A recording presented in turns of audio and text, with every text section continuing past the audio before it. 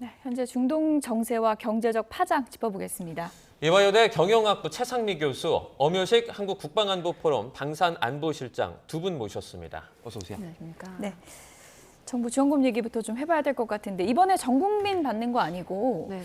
누가 받게 되는지 많은 분들이 관심이 있더라고요. 기준이 뭡니까? 이제 보시면 소득 하위 70%에 네. 대해서 10만 원에서 60만 원까지 차등 지급하겠다 이렇게 밝혔습니다. 그래서 숫자로 따지면 약 3,580만 명이 받게 되는데요. 이게 효과가 있냐 없냐 이제 뭐 보자면 사실 이게 빨리 지급하는 게 효과가 좀 더 있겠다. 뭐 이렇게 보이죠. 그래서 이게 이제 10만 원 받으면은 이게 실제 많이 물가 올랐고 기름 같은 거 유가도 많이 상승했는데 상쇄할 수 있느냐 이 부분에서는 좀 약간 제한적이긴 하지만 이게 나중에 이제 장기적으로는 일회성 지원보다는 뭐 에너지 안정, 네. 가격 대책 이게 필요할 것 같습니다. 하위 70%면은 좀 감이 안 잡힌다는 분들도 있어서 네네. 월소득 기준으로도 뭐 나온 게 있나요?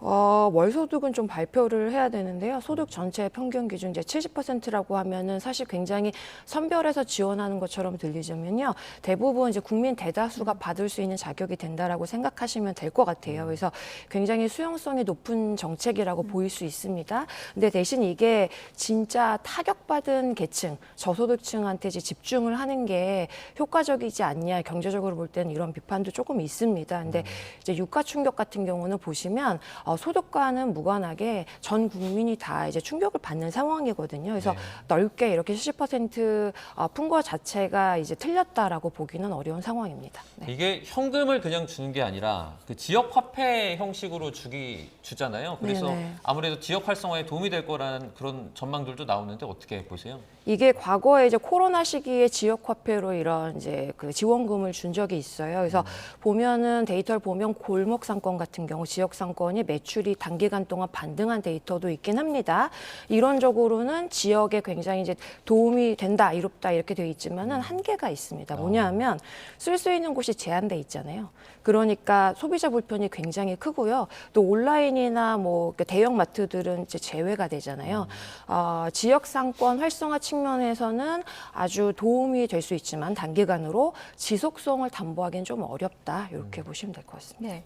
여러 가지 문제 중에 뭐 지역적이긴 하지만 실생활에 이제 밀착된 문제라 이제 쓰레기 종량제 봉투 미리 좀 사둬야 되나 하는 분들 굉장히 많은데 이런 심리가 확산되다 보니까 이제 구매 제한 좀 들어간다고 하더라고요. 네네. 이게 사실은 그 원자재, 지금 중동 지역에 전쟁 발발했으니까 사실 원유에 의존한 모든 원자재 그 가격이 지금 상승하고 예. 있는 상황이에요. 뭐 30%에서 90%까지 올랐다고 하는데 이 비닐이 나프타의 직접적인 이제 그 원료 기반하고 있거든요. 그래서 비닐 생산 업체들이 사실 굉장히 어렵습니다. 근데 이제 이런 게 시장에 퍼지다 보니까 사실 저도 한 몇 주, 한 1, 2주부터 쓰레기 봉투 사려고 했는데 네. 구하기가 어렵더라고요. 그래서 이렇게 시장의 심리에 퍼지게 되면은 미리 사놔야 되지 않느냐. 이런 의견들이 생기거든요. 저도 좀 살려고 노력을 했는데 이러한 그 시장의 심리적인 부정적인 영향을 좀 누리려는 것도 있고요. 제일 중요한 거는 원자재가 상승하니까 비닐 생산 못하게 되니까 이 부분도 좀 고려한 정책이라고 보시면 될 것 같습니다. 이재명 대통령이 지금 상황을 좀 타개하려고 그 고유 권한인 긴급재정 명령 사용할 수 있다 이런 가능성도 열어뒀는데 이게 구체적으로 어떤 건가요? 이게 이제 헌법에 기인한 건데요. 76조에 이제 근거하면 대통령 고유 권한입니다. 그래서 국가의 재경이나 경제 같은 부분에 중대한 위기가 발생했다라고 판단이 되면은 국회 심의를 거치지 않고도 법률하고 굉장히 동일한 효력을 갖는 이제 명령을 발송할 수 있다라고 보시면 되겠고요. 이게 이제 왜 이런 걸 하느냐? 지금 왜냐하면 여당이 과반수잖아요. 네네. 근데 이게 시간이 중요하다라고 판단했기 때문인데요. 이제 추경을 하게 되면은 대부분 국회 심의를 거치게 되어 있습니다. 근데 이게 수십일 걸리잖아요. 그러니까 이제 긴급 재정 명령을 하게 되면 즉시 발효되니까 사실 에너지 가격 통제, 뭐 유류세 뭐 추가 인하한다든지 또는 뭐 특정 수입 규제 같은 거 해제하는 것 같은 조치들은 국회에 그 이제 대기 없이 바로 시행할 수 있다는 측면이 있습니다. 네, 지금 뭐 전 세계 곳곳에서 경제적 파장이 확산되는 상황에서 우리 시간으로 내일 오전에 미국 트럼프 대통령이 중요한 발표를 한다고 합니다. 이게 아마도 종전 관련 계획이 아닐까 기대하는 목소리가 큰데 개인적으로는 어떻게 보세요? 트럼프 대통령이 4월 6일까지 기한을 줬지 않습니까? 예. 그럼 4월 6일 안에 어떤 변화가 일어나야 되는데 4월 6일을 종전을 어떤 마지막 시한으로 주고 또 나흘 앞서서 2일 날 기자회견을 하는 것은 어떤 것이 있을까? 제 개인적 바람으로는 예. 종전이 아니라 일단 휴전하겠다라는 그런 메시지가 아닐까라고 개인적 사실 어떤 바람입니다. 예. 최근 미국이 약간 군사적인 변화가 있었는데요. 어제 미국의 그 부시 항공모함이 미국을 출발해서 지중해로 이동 중으로 파악이 됐는데요. 예. 대략의 항공모함이 이 이란 전역에 도착하려면 4월 15일 전후면 그 지역에 도착할 수가 있거든요. 예. 그리고 미국의 또 다른 그 해병 기동 권정대, 일본에서 온 3,500명은 이미 와 있고 추가로 태평양을 건너오는 해병이 또 그만큼 병력이 있지 않습니까? 82 공수사단 병력도 정확히 미국 측에서 공식 확인을 하지 않았지만 이미 상당한 인력들이 중동에 들어와 있는 것으로 보이고, 그러니까 트럼프 대통령 입장에서는 이만한 군사력들을 이미 이 지역에 배치해놨기 때문에 6일까지의 어떤 그 날짜 동안 뭐 종전에 대한 적극적인 의사표시를 하지 않으면 이러한 네. 군사력으로 이란에게 엄청난 피해를 입히겠다. 그리고 이미 6일이 지나서 협상에 응하지 않으면 이란의 에너지 시설이나 산업 시설에 대한 무차별적인 공격을 하겠다고도 이야기를 했기 때문에 그런 군사적으로는 완벽히 대비한 상태에서 이란에게 종전은 아니지만 일단은 휴전을 한 상태에서 마지막 종전까지 협상을 해보자, 그런 의미였으면 좋겠다는 게 사실 개인적 바람입니다. 네. 지금 뭐 말은 그렇게 하고 있는데 트럼프 대통령이 자신의 SNS에 그 B-52를 통한 벙커버스터를 이제 그 투하한 그 영상을 공개를 했거든요. 이게 정확히 좀 어떤 무기인지 설명을 조금 해주시죠. 미국이 가지고 있는 전략 폭격기가 세 가지 종류가 있는데 예. 보통 뭐 B2 폭격기, B1B 폭격기, B52 폭격기가 있는데 그동안 이제 이란 전역에는 B2 폭격기와 B1B 두 가지만 주로 이제 동원이 돼서 그 공중 폭격을 했는데 이제 B52가 왔습니다. B52가 왔다는 의미는 뭐냐면 B52는 다른 두 가지 폭격기보다 스텔스 기능이 덜하고 속도도 느립니다. 예. 뭐 폭탄을 갖고 있는 양은 약 한 30톤 정도를 가지고 있을 수 있다고 하는데 이런 폭격기까지 등장했다는 것은 이란의 하늘이 그냥 열려 있기 때문에 이제 어떤 폭격기든 가서 원하는 목표물에 폭격을 할 수 있다는 그런 것이고, 그러면 이란이 지하에 숨겨놓았던 여러 가지 뭐 미사일이나 또는 미사일 생산 시설들, 드론 생산 시설들 이런 것들을 앞으로 계속 공격해서 파괴할 수 있다는 거거든요. 그러니까 이란이 전쟁을 지속할 수 있는 능력을 아예 근원적으로 없애버리겠다는 의도가 이제 B-52의 등장으로 인해서 이번은 처음이었지만 이제 계속 이 앞으로 주어진 4월 6일까지 기간 동안에 등장할 수가 있거든요. 예. 이란으로서는 아마 이런 폭격기들이 무차별적으로 공격하는 것에 대해서 굉장히 많은 어려움을 겪을 것으로 지금 이제 예상이 화면에 됩니다. 나오고 있는 저 모습인데 방공망이 좀 뭐 무력화됐다고 봐야 되는 거예요? 어떻게 이해하면 됩니까? 일단 그 비행기가 날아오는 것을 어쨌건 대응을 하려면 레이더가 있어야 되지 않습니까? 예. 레이더가 있어야지 그 미군의 비행기가 오는지를 알 수 있는데 보통 전쟁이 일어났을 때 상대국에서 가장 먼저, 그러니까 우리 입장에서 상대국에 가장 먼저 공격할 타격 목표가 레이더거든요. 예. 그래야지 눈을 막아버리는 게 되니까요. 예. 일단 레이더로 눈을 막아버리고, 둘째는 날아오는 비행기를 요격하려면 지대공 미사일 이런 여러 가지 미사일들이 필요한데 이제 네. 그것도 미군이 지난 약 한 달 동안 거의 전부 다 파괴시켰거든요. 미사일 탄뿐만이 아니라 미사일을 발사할 수 있는 발사대도 파괴했기 때문에 비행기가 날아오더라도 그것을 뭐 격추시킬 수 있는 능력이 없는 거죠. 비행기를 이제 바라만 보고 있을 수밖에 없는 상황이기 때문에 이란이 미국의 이러한 그 군사적인 아주 압도적인 우위를 다른 것으로 상쇄하기는 현재 어려운 상황이라고 보여집니다. 네. 네네. 이렇게 B-52를 쓴 어떤 벙커버스터를 활용을 하면 사실 이번 전쟁의 원인 중에 또 하나가 그 핵시설에 대한 어떤 그 타격이지 않습니까? 핵시설 또는 뭐 핵물질, 우라늄 이런 것들도 전부 이렇게 소각할 정도로 타격을 할 수 있나요?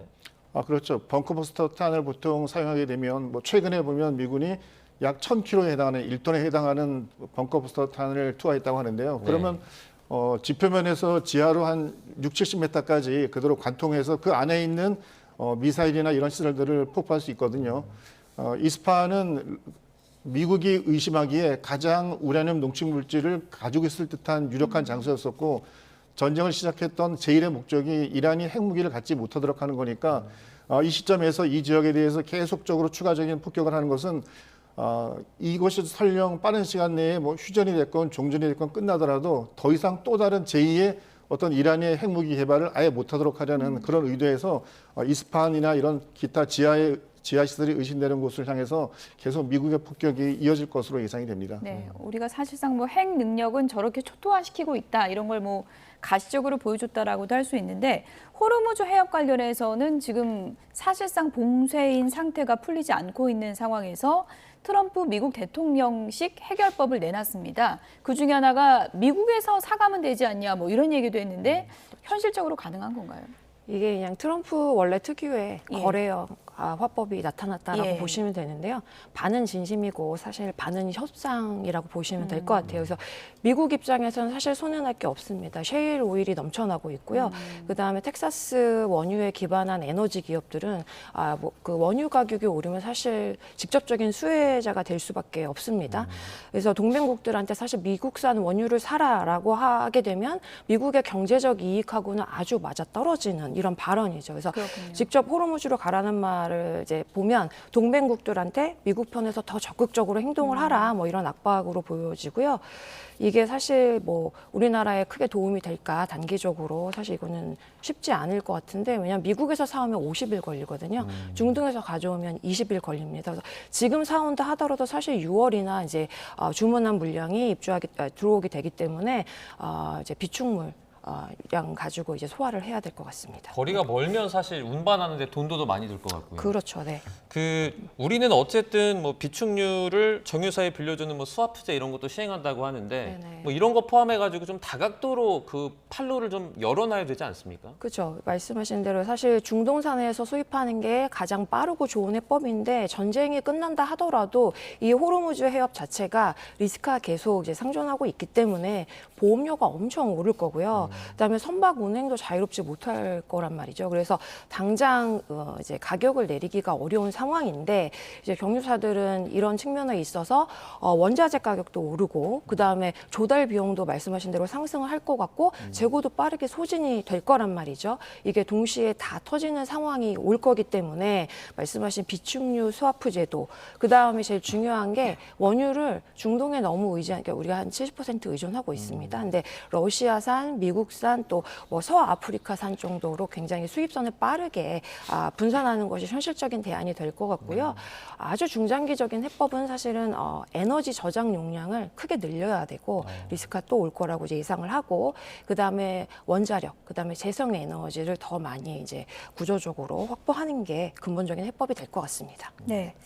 어쨌든 호르무즈 해협 봉쇄 카드로 이란이 이제 협상에 좀 지렛대를 사용한 면도 있는데 미국이 지금 뭐 얘기대로라면 우린 그냥 발을 빼겠다라는 입장이거든요. 이렇게 되면 이란은 호르무즈 해협을 어떻게 할 걸로 보세요? 이란은 최근 이란 화폐로 뭐 통행료를 받겠다, 예. 뭐 심지어는 유조선 한 척당 30억을 받겠다는 이야기가 나왔지 않습니까? 이것에 대해서 미국은 절대 허용할 수 없다라고 이야기를 했었고, 호르무즈 해협이 지금은 자유로운 항행의 기준에서는 굉장히 중요한 문제지만 트럼프 대통령이 최근 발언을 놓고 보면 그냥 여기는 이대로 냅두고 그냥 이 호르무즈 해협을 통해서 수익을 보는 국가들이 와서 이 문제를 해결하라라고 마치 발을 빼는 듯한 그런 모습을 보이는데 예. 근데 이제 트럼프 대통령의 발언은 늘 그렇듯이 미군이 이미 그 지역에 굉장히 많은 미군 병력들이 가 있지 않습니까? 뭐 바레인에 있는 제5함대를 비롯해서 5만여 명의 병력들이 그 걸프 연안 국가에 10,000명 이상씩 배치가 되어 있는데 예. 쉽사리 거기에서 그러면 다른 군사적인 상황들이 벌어지게 되는데 미국은 전혀 모른 척하고 나몰라라 할 수는 없는 상황이거든요.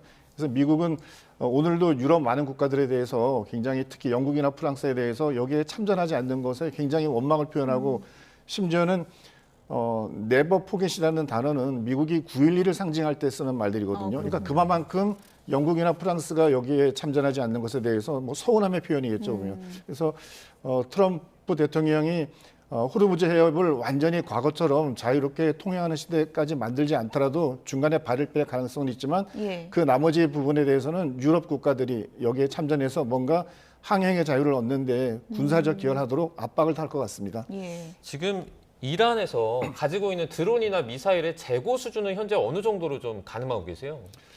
뭐 정확한 수량은 이란이 발표를 안 해서 할 수는 없겠지만 네. 어쨌건 여러 군데에서 발표하는 통계를 보게 되면 이란의 미사일이나 드론 공격이 개전 초보다는 90% 이상 줄었다라고 이야기를 하지 않습니까? 어제 그 미국 전쟁부 장관이 기자들 질문과 답변할 때 보면 똑같은 질문에 대해서 어제 기준으로 어제 하루 정도는 지금까지 이란이 쐈던 미사일과 드론이 가장 적었다. 그러니까 그 말은 이란이 물론 어디엔가 몰래 미사일을 숨겨놓고 있을 가능성은 있지만 그 수량이 절대적 수량이 점점 줄어들고 있고 그리고 어떤 저항의 의지를 표명한다는 것이 그냥 말로만 저항하는 것이 되는 게 아니라 군사적인 능력을 보여줘야 되잖아요. 그럼 이란 입장에서도 상당한 수량의 미사일과 드론을 계속 발사하는 능력을 보여줘야 되는데 예. 현실적으로 그러지 못하고 있는 것은 이란도 자기들이 가지고 있는 미사일의 수량이 매우 제한적이기 때문에 일종의 아껴 쓰기를 뭐 미국 측이 요격 미사일만 아껴 쓰는 것이 아니라 이란도 이제는 미사일을 아껴 쓰게 할 수밖에 없는 상황이 된 거 아닌가. 최후의 순간을 위해서 좀 남겨둔 것들이 있을까요? 분명히 어떤 국가든 전쟁을 할 때는 예. 마지막 히든 카드로 무언가 비장의 그 무기들을 준비하고 있거든요. 그렇군요. 그것까지 만약에 없다면은 뭐 예. 무조건 항복할 수밖에 없으니까요. 예. 아마 이란도 마지막 순간을 위해서 어떤 것은 준비하고 있겠지만 그것을 함부로 지금은 쓸 수가 없는 상황이라서 군사적으로는 미국의 압도적인 우위 속에서 이란은 굉장히 곤경을 겪고 있는 그런 모양으로 보면 될 것 같습니다. 자, 저희가 뭐 증시도 저희가 좀 마지막으로 좀 여쭤볼게요. 그 사실 사이드카가 이렇게 많이 그 발령되는 걸 본 적이 없어요. 지금 최근에 있었던 증시 상황을 좀 어떻게 전망하고 계십니까? 보시면 저 전전날은 많이 하락했잖아요. 근데 또 오늘 보니까 다시 올랐단 말이죠.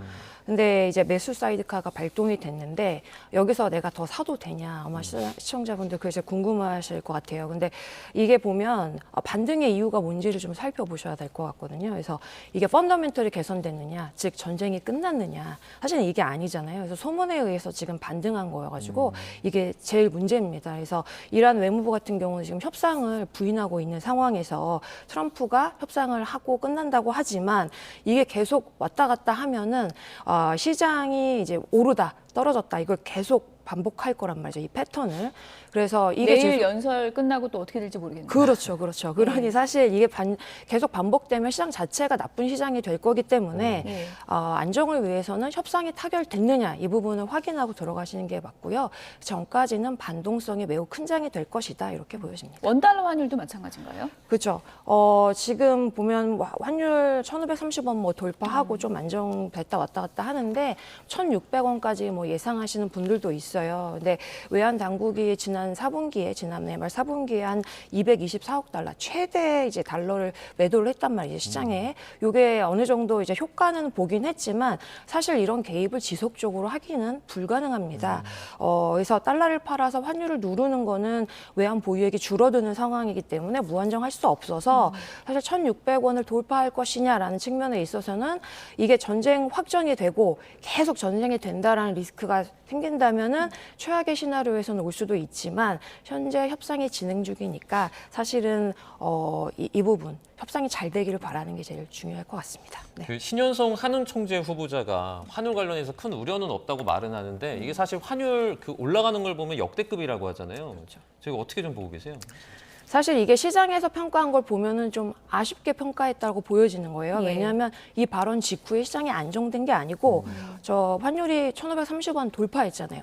근데 이제 이 신 후보자의 논지를 잘 살펴보면 어떤 내용이냐면 환율 자체가 얼마냐가 안 중요하다. 뭐가 중요하냐면 우리나라 금융 시스템이 이를 감내할 수 있는 좋은 펀더멘털을 갖고 있느냐 이게 더 중요하다 이렇게 얘기한 거거든요. 그래서 달러가 유동성이 풍부하고 그다음에 외국인이 외환 스와프를 통해 가지고 채권 시장에 투자를 하게 되면 사실은 좀 오르더라도 공급이 계속 지속적으로 되니까 문제가 없다라고 얘기한 건데 사실 지금은 굉장히 경제적으로 위험한 상황이기 때문에 이때 구조적 안정성하고 시장 심리도 동시에 챙겼어야 되는 게 아니냐. 그래서 좀 더 아주 단호한 언어로 시장 안정 의지를 좀 보여주는 게 효과적이지 않았나라는 생각이 듭니다. 네. 끝으로 간략하게요. 어쨌든 내일 이제 중요한 발표가 있을 것 같은데 여러 가지 시나리오 중에서 일종의 미국이 승리한 부분을 짚고 나서 공습을 멈추는 일방적인 종전 아니면 양측이 마주 앉는 대면 협상 그림을 연출하는 시나리오 어느 쪽이 더 가능성 높다고 보세요?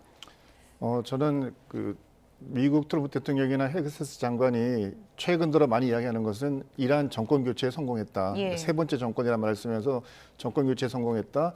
이란의 우라늄 핵 능력을 완전히 무력화시켰다. 사실 이 두 가지는 이번 전쟁을 시작한 결정적인 요인이었거든요. 예. 이 두 가지를 달성했기 때문에 군사적 우위에 있는 미국 입장에서 어느 순간이라도 나는 이러이러한 이유 때문에 이제 전쟁을 안 하겠어 하더라도 그것을 굳이 아니라고 부인할 수 없는 상황이고 또 최근 이제 파키스탄이 이제 중재자로 등장을 해가지고 여러 회담을 예. 하고 있는데 오늘 보면 파키스탄 외무부 장관이 중국의 왕이 부장을 만나서 공동 5개 성명을 발표했는데 거기에도 보면 즉각적인 전쟁의 그 공격 행위의 중단이 예. 필요하다 그랬고 예. 또 페제스키안 대통령 같은 경우도 공격을 중지하면 종전에 임할 수 있다고 이야기를 했거든요. 그러니까 일단 현재 진행되는 공격 행위를 중단하는 것이 어쩌면 휴전 또는 종전으로 나가는 그 마지막 관문이라고 보여지기 때문에 내일 트럼프 대통령이 뭐 이런 방향으로 유지해 줬으면 좋겠다는 바람입니다. 네, 알겠습니다. 중동 정세와 경제적인 영향까지 자세히 짚어봤습니다. 이화여대 경영학부 최상미 교수 그리고 엄효식 한국국방안보포럼 방산안보실장 두 분과 함께했습니다. 고맙습니다.